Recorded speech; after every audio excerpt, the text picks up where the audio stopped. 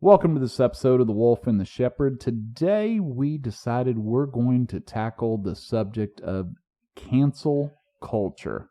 So what is cancel culture? This episode actually replaces the Wolf and the Shepherd Have No Talent episode because I couldn't get somebody to come in and use a video thing. Yeah, I know. I struggled. Be singing, dancing, drawing, yoga. I struggled with trying to find somebody that would film that too, and I can't figure out how to try to record us on my phone while we're also recording the episode on audio and everything. We're still struggling with that. So one of these days, probably, 2023 maybe, we'll get it figured out, and then maybe we'll have something to show there. Well, I was thinking about that. I had the TV on in the background and somebody mentioned cancel culture. So I thought, that would be a pretty good topic to talk about. Sure. Now, whenever anybody mentions cancel culture, there's automatically a political leaning applied to it, which I think is unfair because the vast majority of people, I think, disagree with the concept of how cancel culture is applied. And I think we're going to have a difficult time taking politics out of this. I mean, I think we're going to have to mix a little bit of politics in it. Yeah. But it's not necessarily which way we lean.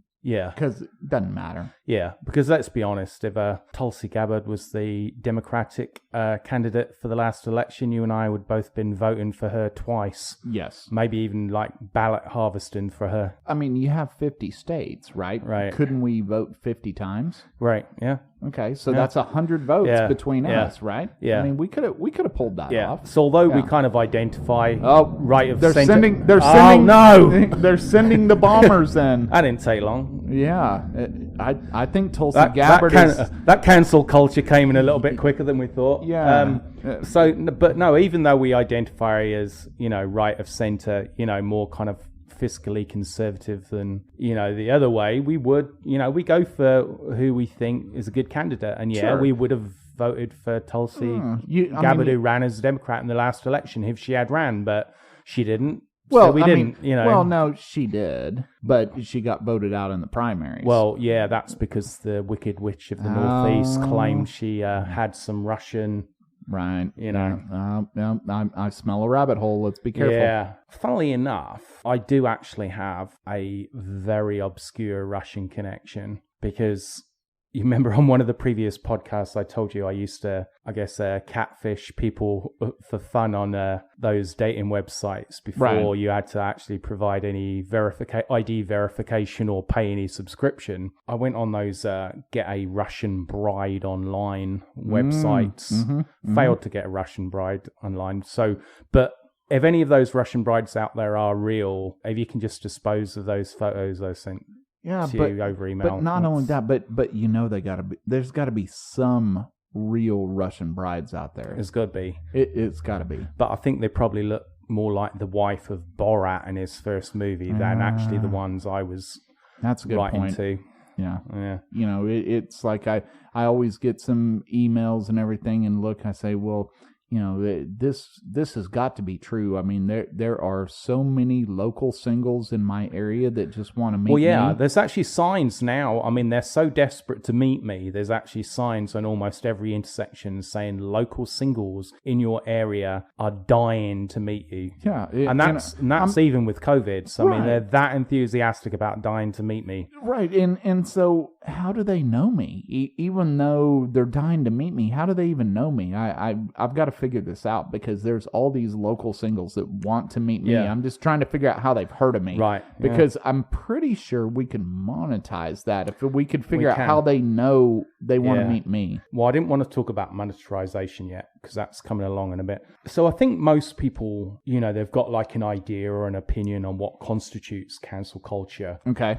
So I figured we'd go our usual route, look up a few definitions on the interwebs just in case, any of our listeners have been in a coma for the last few years or exclusively watch Animal Planet. Is there cancel culture on Animal Planet? I don't think so because I actually watched that like in the background. Well, I listen to it in the background, which is like listening to skiing on the radio, to be honest. But no, I do actually have that on in the background quite often. And actually, before I move on with the cancel culture definitions, I would just like to say that if any representatives from Animal Planet are listening, we do not yet have an official zoology-based cable channel sponsoring us.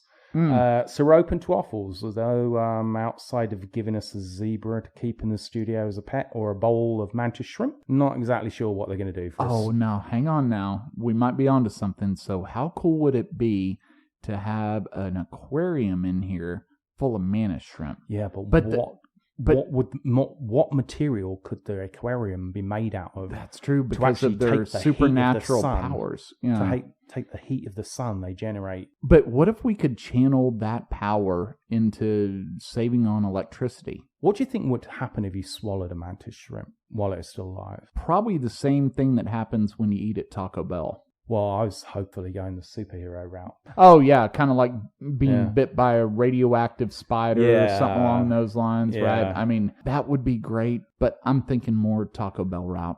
Let's be more realistic. I mean, we do not exaggerate on this podcast. I've actually been looking out in our local racetrack and other gas stations, because I don't want to discriminate against any of them in case they want to sponsor us, for mantis shrimp flavored chips. Mantis shrimp flavored chips. Yep. Well, you have that one flavor of chips or one brand of chips or whatever that you really like. Maybe you need to get a hold of them and explain to them they need a mantis shrimp flavored chip. Yeah. Might be good. But anyway. First of all, Wikipedia, our normal go-to. Not that we believe much of what's on there, but love the guys at Wikipedia. They make our job easier. It normally simplifies it, but it says cancel culture is a modern form of ostracism in which someone is thrust out of social or professional circles. Now, personally, I think that's a bit of a cop-out and crap, because it sounds like anybody who's lost to sumo wrestling, Matt. Yeah. I've been thrust out of a social circle. And I'm also wondering why we are so against flightless birds. I mean, why do we have to be so against ostriches? I mean, they're just walking around, they're doing their thing. Why does everybody have to be so against ostriches? Well, I think ostracization, if I'm using the term correctly, which is when somebody is pushed outside of a social circle because of their beliefs or actions, it is ostracization.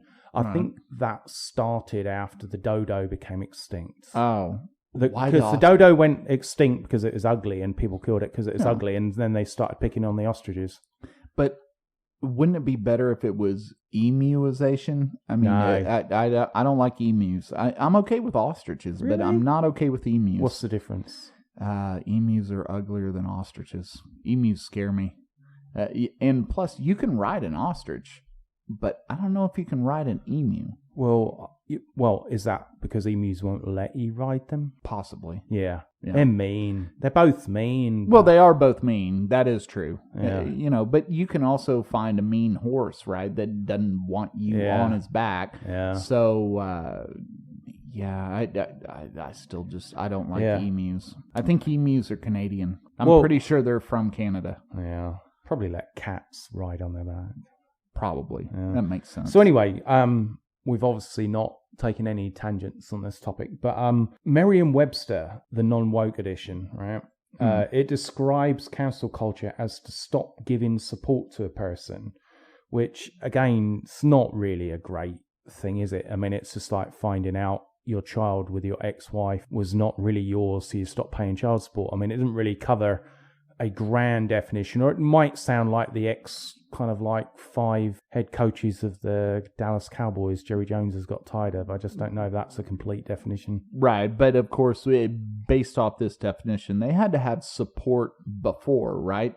So that the support is being yanked. It's not that they never had support. That there had to be some support to begin with. And like you say, with getting canceled and people are behind them, they're fans or something like that, then all of a sudden they don't become fans. So if you have somebody that never had a fan, never had any support, they can't blame cancel culture on this because they never originally had the support. Yeah, I thought while you were saying that, if somebody cancelled us, I'm not sure anybody would notice. I don't think so either. Yeah.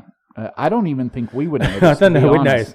Yeah. The only difference is the microphones just wouldn't be turned on. Yeah, well, and we they probably would because we'd probably just go through the motions. Yeah, but we made that mistake before where we recorded a podcast and forgot to turn the microphones on. Yeah, and the microphones were replaced the other way around, and then we didn't have the input for the microphones for 2 or 3 episodes. We were just recording off the laptop. Then we forgot to switch the deal on the laptop to say, hey, don't use the internal microphone on the laptop. So when are we doing our nationwide tour on the Podcast 101 Essentials? Still waiting charging on that $28 per head. Is it up to 28 now? I was going for $24.95. They're getting a free T-shirt.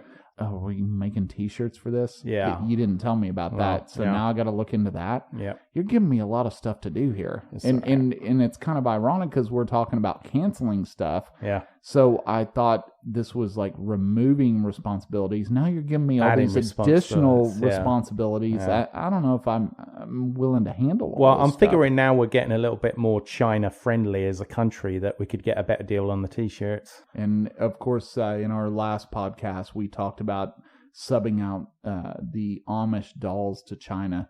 We need to get a contact over there.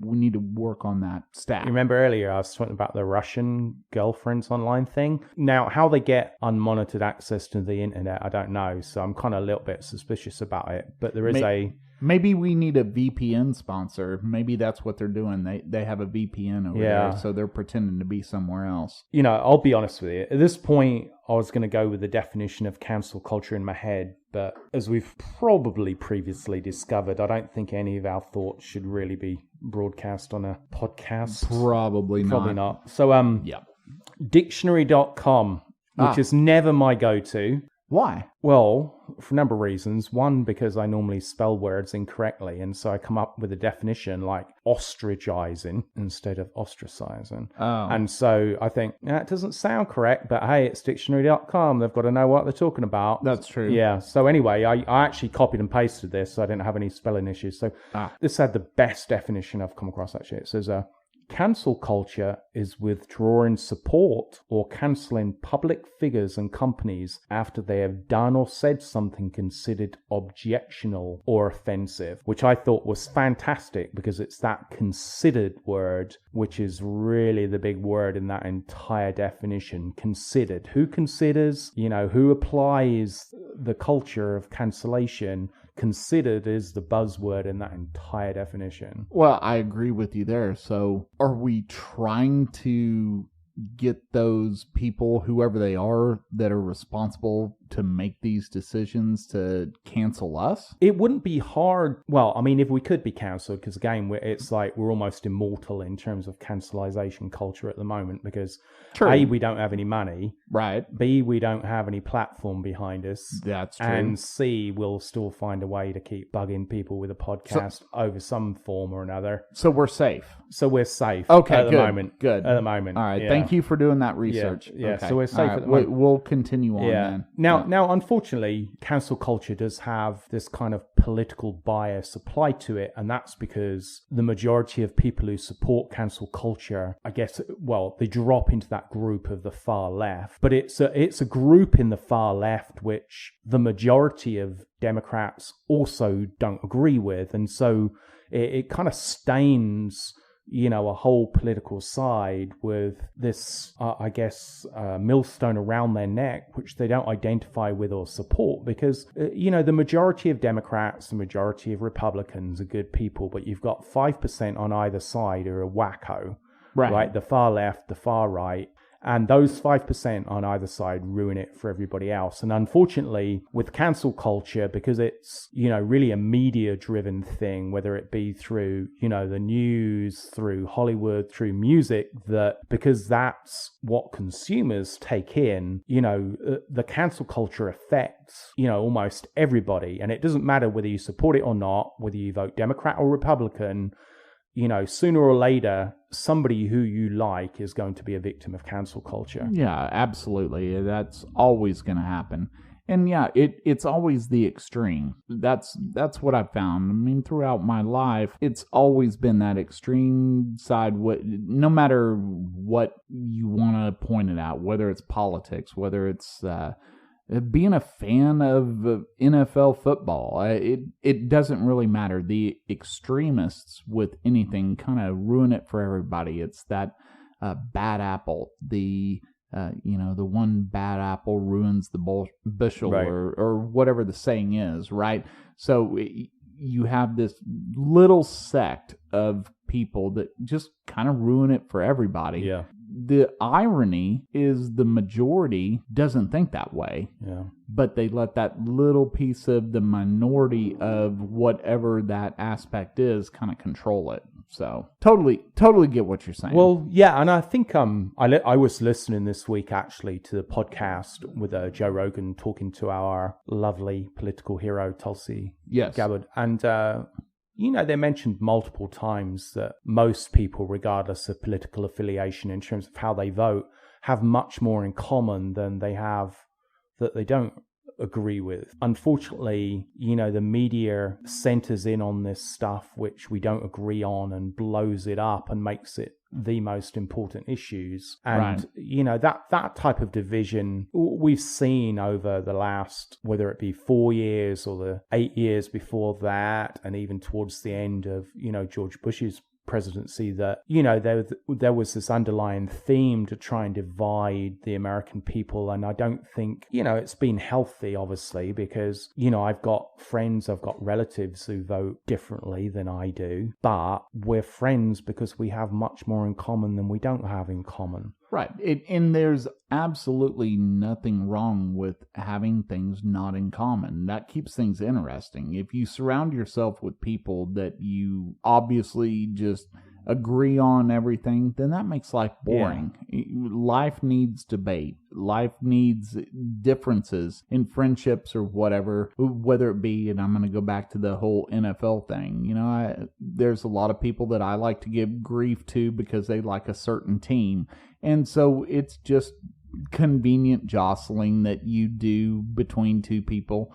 And then there can be topics that get a little more sensitive, but then you have to realize the friendship needs to be stronger than that belief structure. And sometimes, yes, you do have to agree to disagree, which I actually hate that statement, but sometimes you actually do have to agree to disagree, right, and move on and just be friends and say, hey, I like black t-shirts, you like black t-shirts, but you don't like it when I have a black t-shirt on that has white on the front of it, and I don't like that you have a black t-shirt with red on the front of it. We can find goofy ways to disagree, and as long as they're goofy ways, I think that keeps things interesting. It's funny, actually, one of the cartoons my son likes is Rabbids Invasion, right? Hate that. Yeah, hate it.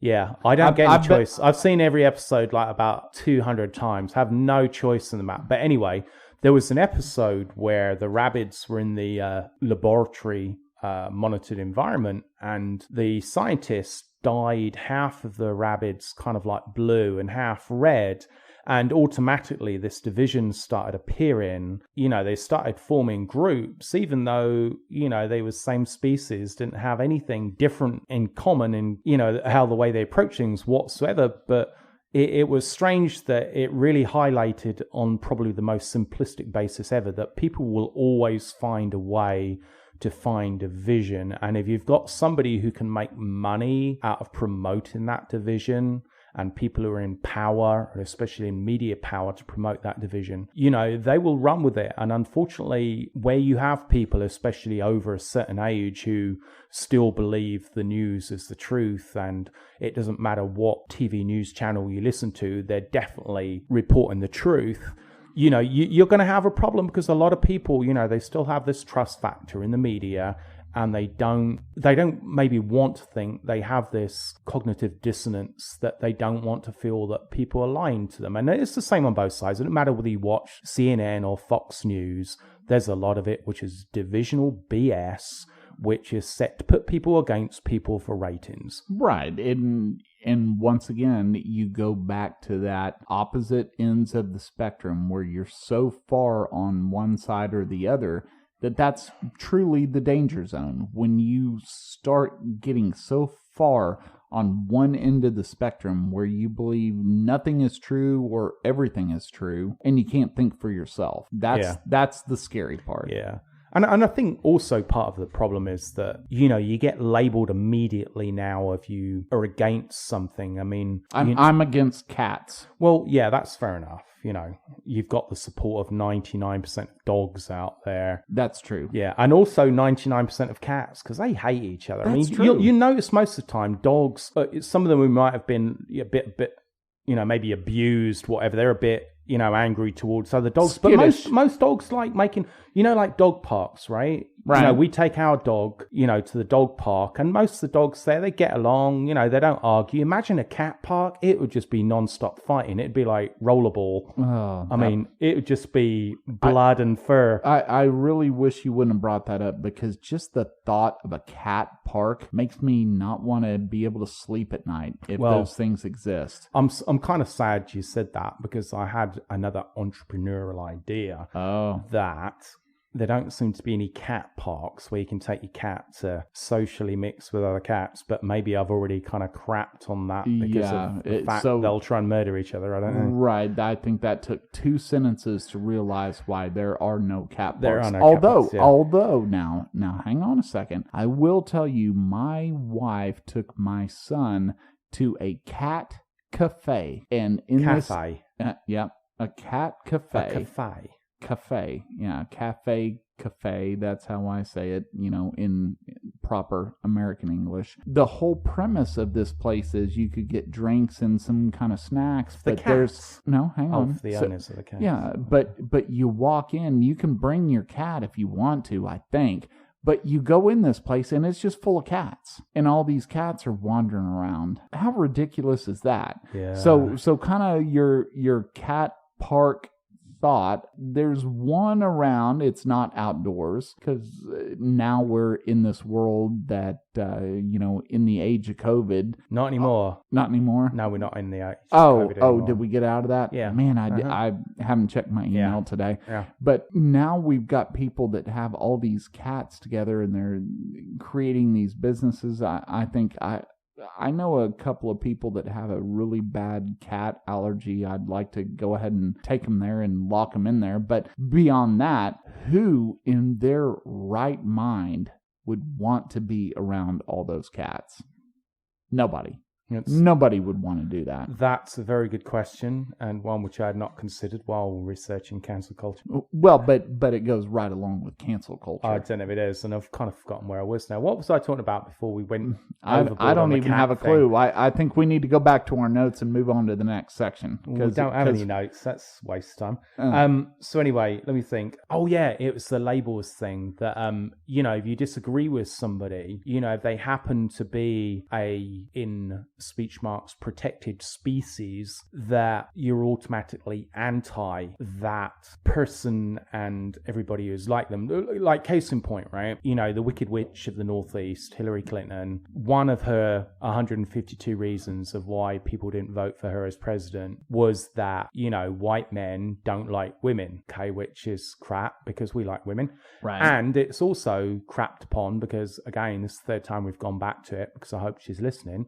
We love Tulsi Gabbard. We'd have voted for her. Yeah. She's white. She's a woman. Maybe it's because we just didn't like you, Hillary. Same thing. People said, if you don't vote for Barack Obama, it's because you're a racist. And no, that's not true. I would have voted for Ben Carson. Colin Powell. Right, yeah. So, again, it's crap. James Earl Jones. Right, yeah, absolutely. And not even in politics, I would have voted for him. Right, but I would have voted for James Earl Jones hands down, because I would have loved hearing him speak. I'd have voted for Kanye West, probably, if it had gone the full distance. Yeah, you know what? Definitely Dave Chappelle. I'd have voted for Dave Chappelle. Oh, now hang on now. You're onto something. What about a Kanye West, Dave Chappelle ticket? Double ticket, absolutely. That would you not tune amazing. in Would you not tune in every day for those press conferences? conferences. Yeah, because, well, you've got Kanye on one side and you got Dave Chappelle on the other as far as their delivery. Because Dave Chappelle, he's more of that speaker. He's a stand-up comedian, so he formulates basically speeches for his job. It would be fantastic. Kanye, on the other side, has all these great ideas, entrepreneur and all that, and is a musician, and so he's not more of a spoken word artist, but put the two of them together, what a fantastic ticket. I would vote 50 times for them. But Kanye's just going to be sitting in the corner, probably in the back of the room, right? Unnoticed, with a microphone. Dave Chappelle's going to be walking up to the stand and you're just going to hear this. Right. Good morning. On this day we become legendary by any means necessary. And then Dave starts to speak. Okay, now hang on. So now we have a problem. Is it Kanye West is the president and Dave Chappelle's the VP? Or is it Dave Chappelle is the president and Kanye's the VP? I think they should change week to week. There's got to be a... Well, no, actually they could with the 25th Amendment, right? They could just kind of alternate. Like, dude, I need a week off, so I'm going to turn this over to you. I mean, they could take advantage of that. Would have definitely voted for that. I definitely. Maybe that's what this country needs. Yeah. So, anyways, we're not misogynistic. We're not racist, but just didn't like Hillary, just didn't like Barack Obama. Just didn't like him. Don't really like Joe Biden, but I didn't also like Mitt Romney. So, I mean, I don't like old white men, whether they're, Democrat or Republican either. It just depends upon the personality. But, and herein lies the problem.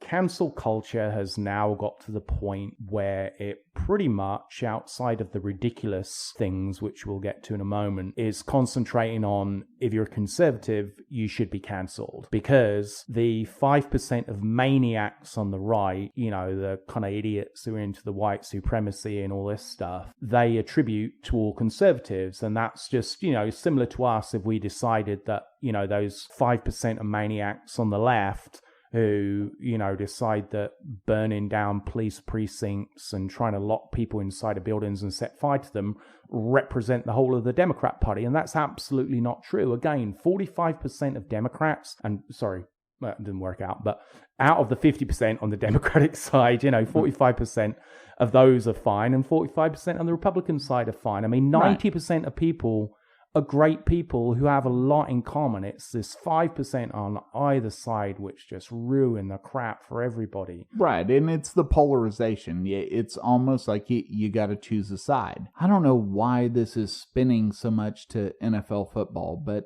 let's think about it. Is it because you've been thinking about the Super Bowl this weekend? Maybe a little bit, but... So let's take an NFL football game. So I have no vested interest in who wins the Super Bowl this year, but I will watch the Super Bowl. I'll enjoy it as a game, even though I don't like Tom Brady. I will watch it as a game, enjoying the fact that I'm going to watch a football game. But most of the time now, we can't enjoy the game because we're so polarized on one team versus the other team. On this aspect, it's kind of like the Dallas Cowboys. That's my favorite football team. So when I watch a Dallas Cowboys game, I'm more critical of what the Cowboys do. I'm upset when they, commit penalties. I'm more happy when they get a touchdown. And so I don't appreciate the game so much as the performance of the Cowboys. I'm more critical of that. The Super Bowl now, I'm good. I'm going to watch a football game. I'm not going to root for either team. I'm just going to watch the game for the game. And most of the time now, we're not worried so much about what's going on versus being polarized on one side or the other, if that metaphor makes sense, which it probably doesn't. Nah, it doesn't. No. Okay. Yeah. So moving on. I've got my son for the weekend, so we're probably just going to be watching Yo Gabba Gabba while I catch a sneaky view of the game on my laptop. No, based off what you just said, you're going to be watching that rabbit show. Nah, he's really moved that Yo Gabba Gabba route at the moment. Yeah, so all I hear about 40 times a day is Yo Gabba Gabba. Yeah. That sucks for you. Yeah, I can understand. Now, the thing is, like DJ Lance, who's a great dude, I can understand what he's saying, but in a way, it's still nonsense. So I'd almost still rather listen to the rabbits. I think I think what really highlights the ridiculousness of the recent cancel culture is when, there was a groundswell movement, obviously basing from the fake part of Black Lives Matter, to actually cancel the show Paw Patrol on Nickelodeon Jr.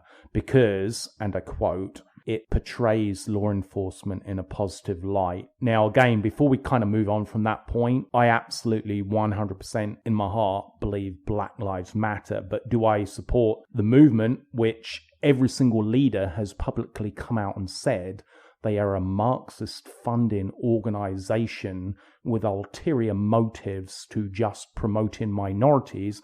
I do not support the BLM movement. But do I believe Black Lives Matter? Absolutely 1,000,000%. But do I believe that as a result of that Paw Patrol, should be in the firing line? There, I think we've almost kind of hit the precipice of ridiculousness. I don't like Paw Patrol, so I would inadvertently get behind their movement if they're trying to cancel Paw Patrol. Well, it's not like Cat Patrol. Even though I don't support their movement, I think that's where some people get confused. You think there's a hazy ground there between people who don't like the cartoon? Yeah, so I might say, oh, these guys want to get rid of Paw Patrol? Okay, I'm going to get behind this because I want to get rid of that too. So then all of a sudden I get bought into their ideology. And maybe that's where people are getting confused because they attach themselves to one little wagon. They say, hey, this is the wagon I'm hitching my horse to. Whether it's gun control, whether it's abortion, whether it's Paw Patrol. All three very important topics, right? Yeah. I would hitch my wagon to Paw Patrol cancellation other than those other two. Because to me, getting Paw Patrol canceled so my kid will stop wanting the toys and wanting to watch the show. Yeah. So I can see how people get behind that. Yeah. No, I understand what you mean because, there's probably a certain segment of people out there who don't really watch much news, don't even know what BLM is, but just don't like Paw Patrol. I mean, I feel the same about, the Real Housewives of Orange County and shows like that. I don't care what acronym, what letters are kind of all for abolishing those type of shows. I'm kind of behind them. Yeah, really. and let's be honest, there's so many acronyms now to keep up with. Yeah. I don't remember what all of them mean. Yeah. Somebody's going to have to provide us a guide because I'm lost with all the acronyms now that I'm supposed to keep up with. I think what proves that such a small percentage of people who are behind this hardcore cancel culture is that although it is a very far leftist, and I'm not even sure of it, you can even define it as liberal nowadays, it's even a segment of liberalism. There's people who are behind this hardcore cancel culture that they've even started turning on their own. I mean, this last kind of year, they turned on Ellen DeGeneres because she was mean, which, is fair enough. A lot of people are mean, especially in, show business because, they're tired of dealing with the peasants and stuff. Yeah, but they suddenly decided to let's turn around and be like, oh, Ellen, you've been a bitch for the last 20 years and somebody's just come out and said it. So right, but let's be honest. I don't know that much about the whole Ellen DeGeneres thing, and I know I'm conspiracy theorying here right now, but what if Ellen was just trying to run a tight ship and wanted her show to be really good, and so people said, well, she's being a bitch because of the way she's treating people, and the whole time, all she's trying to do is make sure people are doing their job, and because she's a woman, they immediately point at her and say she's being a bitch, but that's her show. Her name is on it. And that's the thing, I don't even like her, but I still think the whole thing came about was that she had a bunch of snowflakes who were working for her and got offended because they were told to turn up on time. I think she got the raw end of that deal. Yeah. I really do. I'm not even a fan of her, but I'd still support her because you can guarantee that, like I said, it's just people who, wanted to be treated with kid gloves, wanted a Starbucks, or when they turned up in the morning, it's like, oh, we didn't even get any free food for lunch. And that type of stuff. Yeah. And also, you know what? It's her show.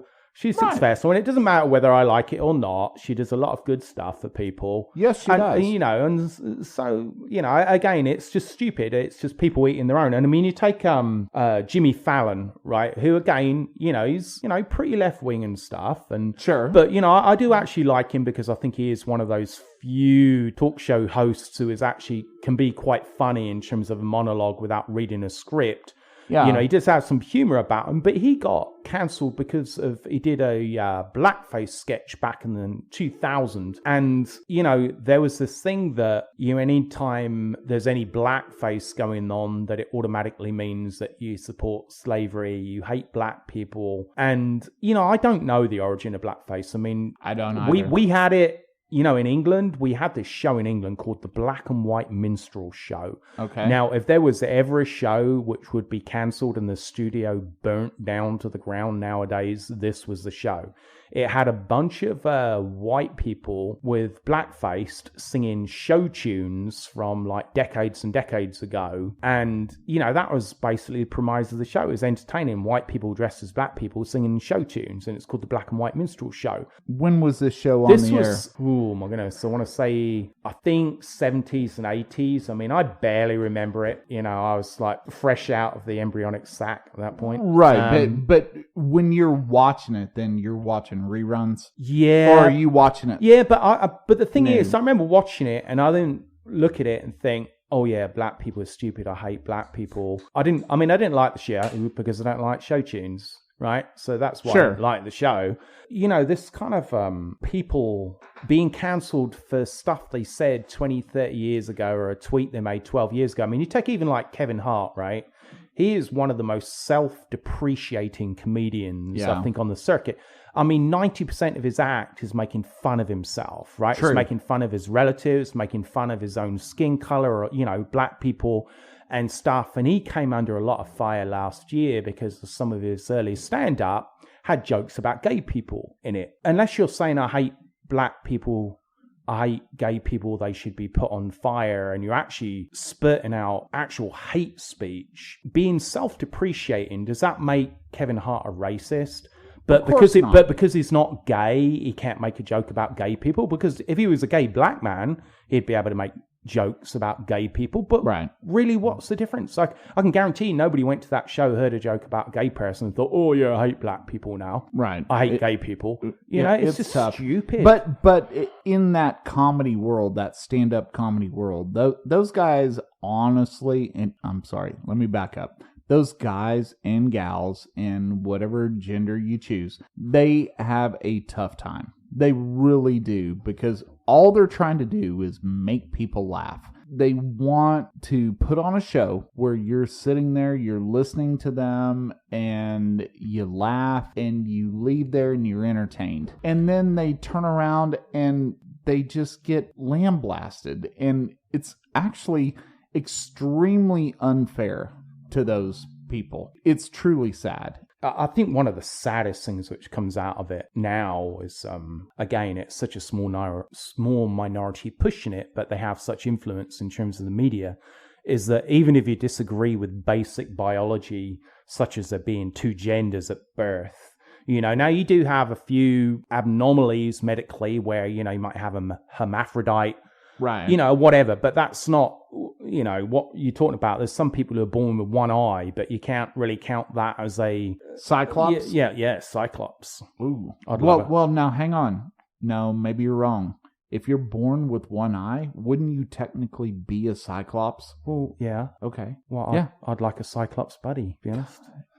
I think he could see further than regular people. Probably, because that eye's going to be really strong. Not in 3D. No, not in 3D. But anyway, that would be kind of cool to have a cyclops it would, buddy. Yeah, I'd like a cyclops buddy. So if there's anybody out there that was born with one eye, we want to be your friend. Come on the show. Yes, please. Yeah, you can be our researcher.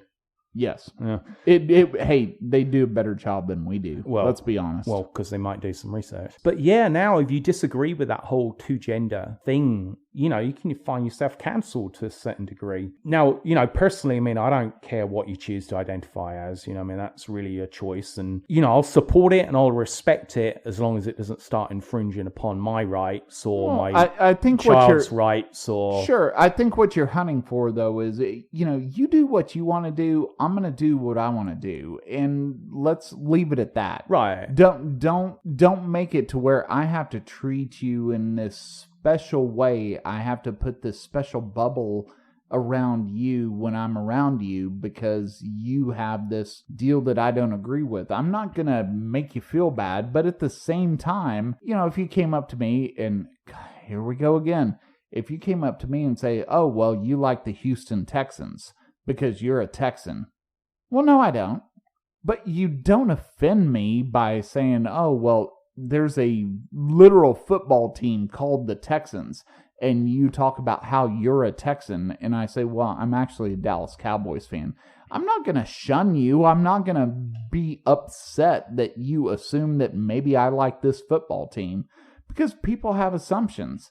We have to have conversations. You can't just get so offended and get so bent out of shape because somebody was trying to have a conversation about something. Yeah. And I think that's where we're at with this cancel culture. Yeah. Like I said, I mean, I'm okay with whatever you want to really identify as. But, I mean, if you're claiming to be a non-binary unicorn named Masala, when we all know you're a heavily bearded man named Peter, I'm not really going to play along with it, I don't think. Okay, now hey, Peter needs another drink. Sorry, Masala needs another drink. No, I'm going to disagree because even though my name's not Peter, that whole non-binary unicorn named Masala, that sounds kind of interesting. It does. Maybe I'm going to change that.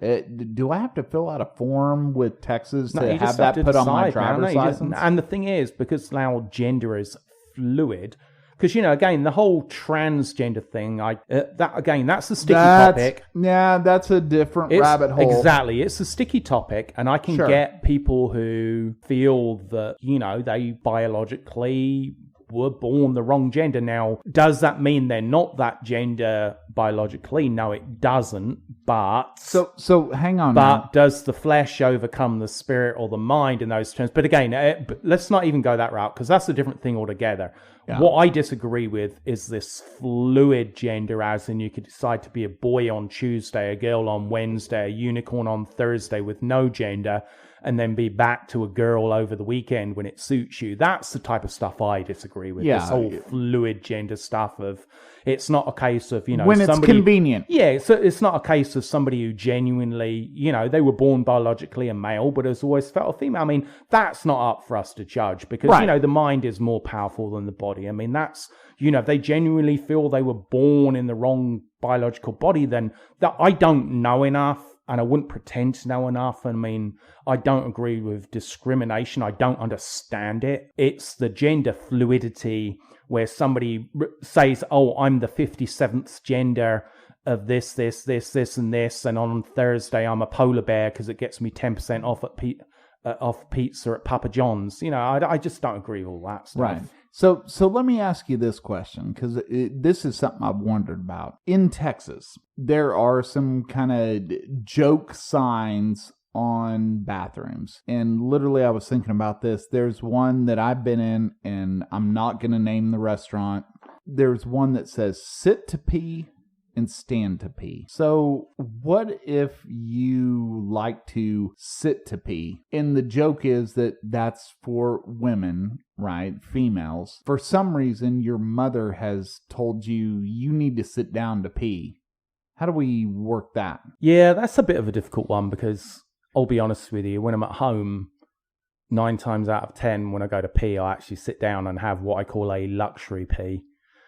Sometimes you just want to take the weight off your legs and just sit down and pee. Is it because of our inherent laziness? It's just like, this is going to take a lot out of me to stand up and take care of this, so let me just go ahead and sit down. Well, that might be part of it, but also 50% of the time I'm not sure if I need to poo as well, so I think it kind of...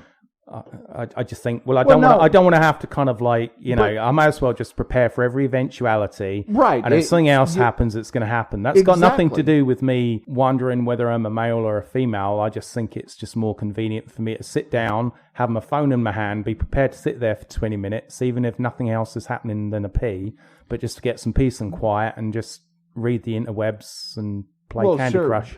Yeah, but at the same time, right? You're number one. So you're doing some really good things here, right? So number one, you're preparing for the unexpected. I am. Because you don't know. I never know what's going to happen when I go to the bathroom. Right. So as a man, there's nothing worse than standing up to pee and then realizing, wait a second, something's happening here. And especially if you're in a public restroom and you're I don't sit down in public restrooms. I hover.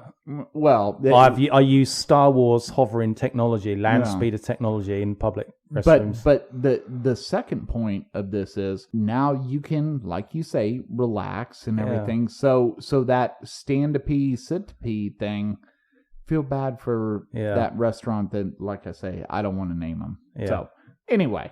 Do you remember, actually, before the age of cell phones and, if you didn't have any magazines or anything, how you'd pretty much learn off by heart the ingredients and composites of, like, the air freshener in the bathroom, because the only thing you'd have to do is read the back of the can and try and pronounce some of the long chemical words, which 20 years later appeared on infomercials late at night as causing you cancer. Yeah, years ago, I knew the ingredients in soap, in shampoo, and conditioner, and everything else, because that's what it was. Because if you forgot to bring the magazine in there to read, then you're stuck with, let me read the shampoo bottle. It's kind of like the cereal box. Remember when you used to eat breakfast, you had the cereal box that would sit on the table, and you read the cereal box. And now that's gone. And now you realize, my phone was almost dead, so I had to plug my phone in. I don't have my phone.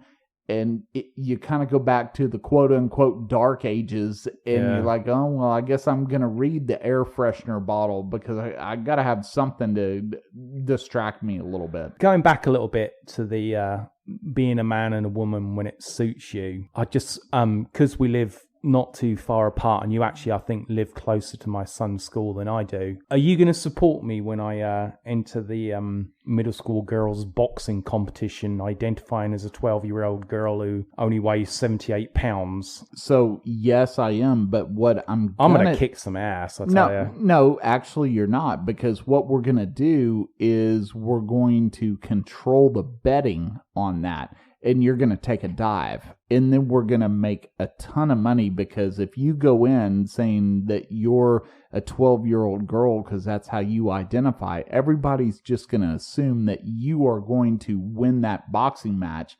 So the odds are going to be like 500 to 1. We're going to bet against you. Then you're going to have this little 7-year-old girl walk up and just barely touch you on the chin. Middle school. I'm not going to box in elementary school. That would be morally wrong. I'm going to whichever, box, right? But I'm going to box in the girls' division in middle school. But then we have you take a dive and think of the amount of money we could get from you taking a dive on that. Do you think that's the way we got to spin this? Do you think there's a big underground betting system in Keller, in the public school district? I'm sure there is. Well, we can make one. There isn't. Yeah. I just want to say, let's add that to our list. I just want to say, if we can't pull that off, Emily, right, and expect some of this when we meet in the ring, girl. Yeah.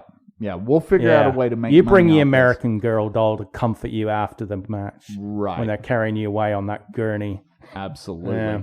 Frequently, kind of in the past, we've discussed movies which, wouldn't not necessarily be able to be made nowadays, but they wouldn't get any, I guess, movie studio behind them putting up the money, because they'd be so controversial. There'd almost be no outlet, for them to be shown. And without edited them to the point where they'd last like about 6 minutes long, these movies just wouldn't exist today. Now, you always bring the example of Pulp Fiction up, of when it's shown on regular TV, right, where they're having to beep it out so much it sounds like R2-D2. Sure. The entire movie. Well, that, or they edit it down so much and they cut the cursing out and the violence out, or you take a movie like Blazing Saddles, kind of the same thing. I don't know if any of Blazing Saddles could be shown. I mean, you can get away beeping out Pulp Fiction and knocking it down to the same length as a Stranger Things episode. I don't know if you'd get past the credits with Blazing Saddles. Yeah, I think Blazing Saddles is one of those that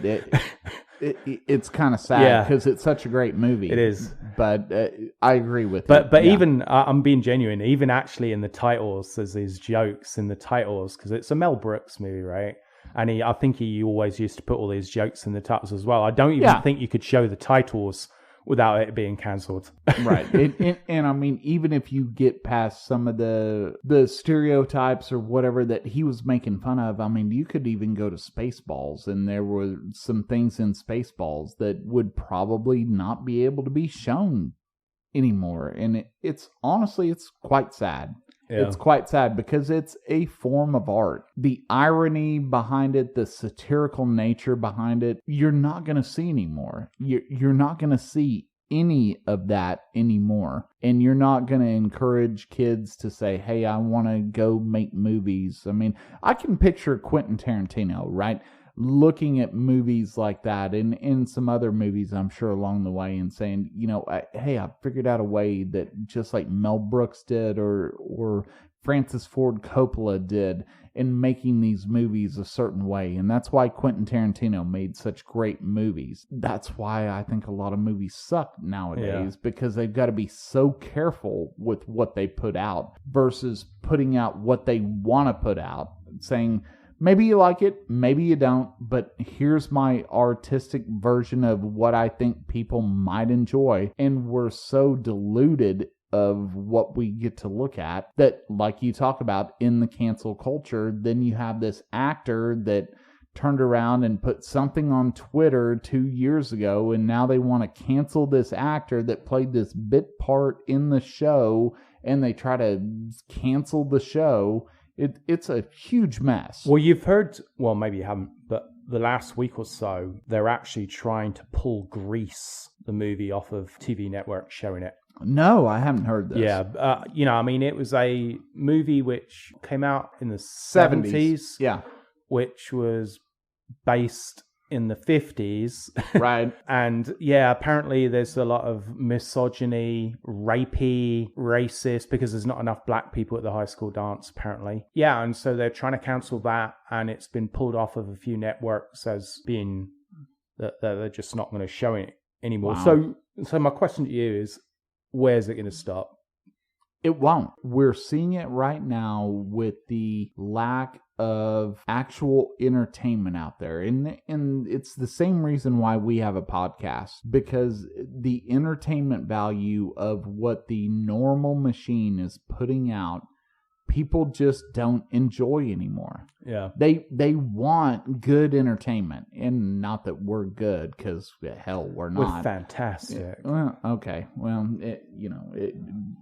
stop trying to cancel me. We get to the point to where it gets so diluted that nobody wants to watch it anymore. It's so virtue signaling junk. And then when nobody watches it, nobody listens to it, nobody follows it, nobody does whatever, then there's something wrong with you because you don't follow this, you don't watch it, you don't listen to it. And then you have that guilt factor versus personal taste. I don't like this. Oh, well, you should like this. Okay, why? I listen to a song, I watch a show, I watch a movie, and I say I don't like it. Well, there's something wrong with you if you don't do this. That's part of the cancel culture right now.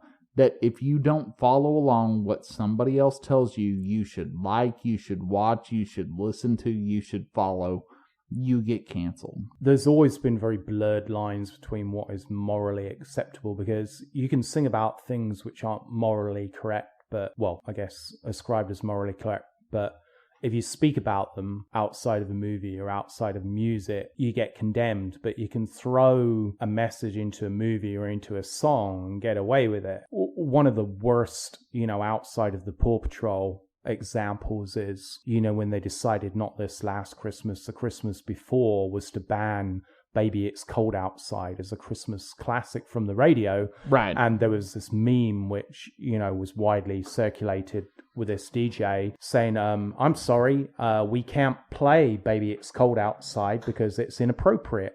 Now we're going to play a song by Cardi B inviting you to eat her ass. I've seen that, and then there's another Cardi B song and that I honestly don't even want to repeat the name. But that's okay. WAP, WAP, WAP is how you abbreviate it. I thought that song was about her coming out of the shower. Yeah, but remember, not too long ago, Will Ferrell made a movie called Elf, and him and Zooey Deschanel sang Baby It's Cold Outside, and everybody loved that version because Will Ferrell, let's be honest, he knows he's not a singer, but he likes to sing. Zooey Deschanel has a great voice, and that little scene in there of them singing that song was great. Yeah. But think about the fact if they would have released that movie when that little, let's call it a conspiracy, let's call it a whatever you want to call it, right? If that movie would have came out in that same time frame, that movie might have tanked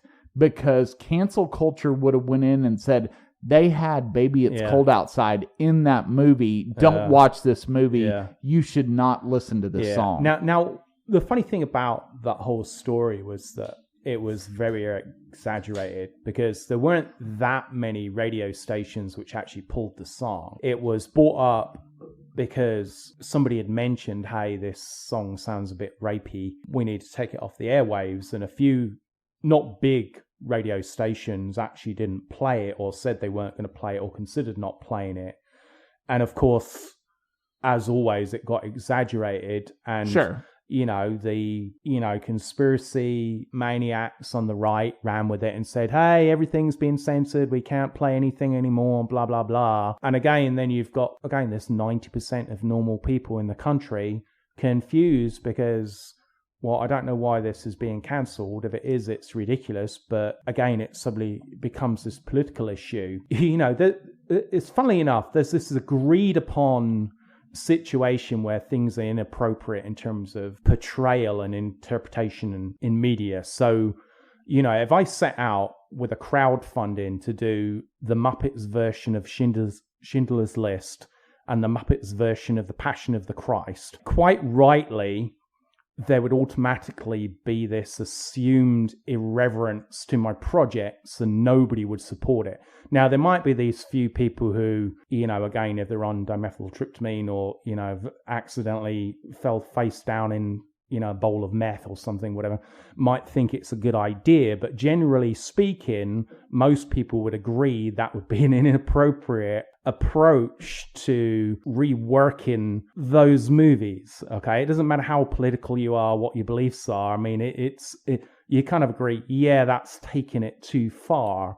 But we're being told things are being taken too far, which for 99% of their existence, nobody gave a second thought to, and somebody points out to you that 3 words or 4 words in a song written 60 years ago or whatever is now inappropriate.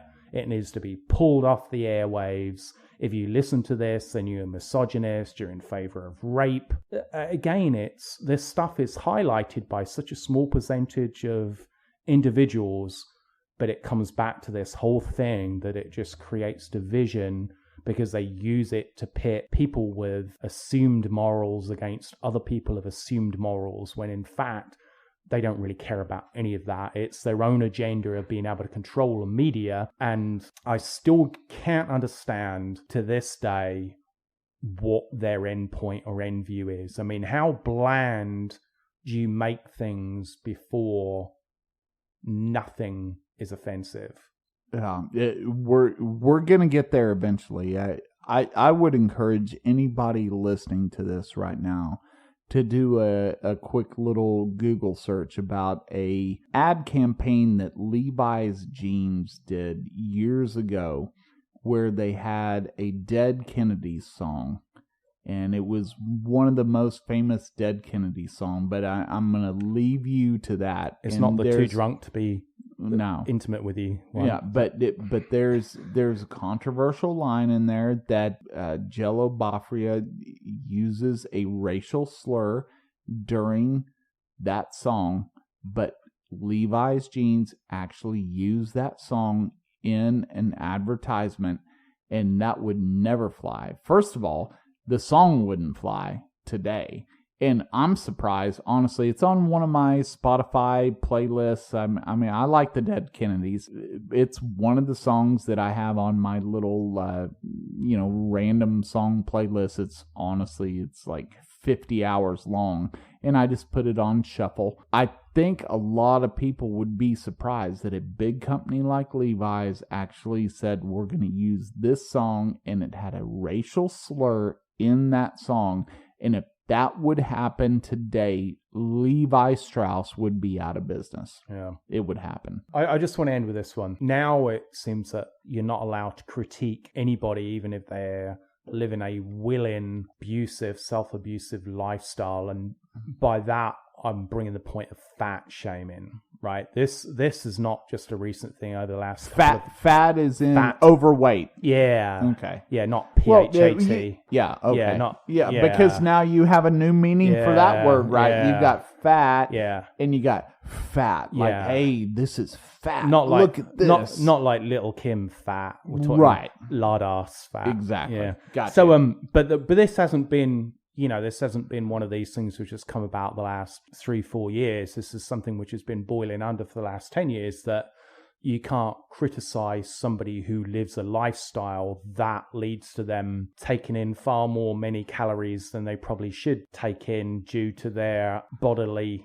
structure. Now, we do know that there is a certain small percentage of people who have biological deficiencies that lead them to being overweight, regardless of what they do, what they eat, and how much exercise they take. But 97% of the people out there who are a little chubby, it's because of a lifestyle choice. And all right, even if we take the economics out of it, that I can only afford crap to eat and get rid of those people out of the equation, there are still a lot of people out there who are carrying a little bit too much jubbly love around the center, who do it out of choice, but you're now fat shaming them if you don't agree, if they put a 280-pound model on the front of Vogue and you say she looks like a fatty, it's fat shaming. Well, appreciate the curves, even though the curve looks like a beach ball. I honestly, I don't know too much about this story, but in bringing this up, you got to look at the singer Adele. Right. And she was a big girl. And I'm sure that was probably offensive, but whatever. She was a big girl, and then she started losing weight, and she got criticized for it. Yeah, for losing weight, and they threw her under the bus. Which, ironically, she could now fit under. That's true. And she could change the oil under there as the bus ran over her. Yeah. It's really sad. It's such a thin ice world that we're navigating in right now. But I think the main point of what we're trying to get across is, look, stop being offended. Yeah. Stop being offended by all this stuff. Just man up, woman up, unicorn up. Do whatever you've got to do and just move on. There's more things we need to be worried about than being offended by all this stuff. Yeah. So, right. We're not racist people. We're not sexist people. We like to make fun of everybody. I will say I don't like cats. So we're going to go with that, and I'm going to stick by my guns on that. Don't like cats. You loved Konami the cat. No, maybe that needs to be a separate podcast. Konami, a little bit different. I don't like emus now. I realize that, and now I have to make a mission against emus. I do like unicorns, and I now want to be a unicorn. But I also realize that I can't just magically state that I'm a unicorn, and then all of a sudden I'm a unicorn. We got to be realistic with some of this stuff. We got to hit the brakes, and we got to say, hey, hang on. This is a little bit ridiculous. It's a little bit ridiculous with where we're going with some of this stuff. And let's be more real than ridiculous, if you get my drift. Mm-hmm. With all that said, thanks for tuning into this episode of The Wolf and the Shepherd. And yeah, we went a little bit political. We did, but you know what? Now we're getting to the point to where sometimes we're going to do this, and sometimes we need to vent a little bit. But we also want to thank you for your support. Keep tuning in, and we will catch you on the next one.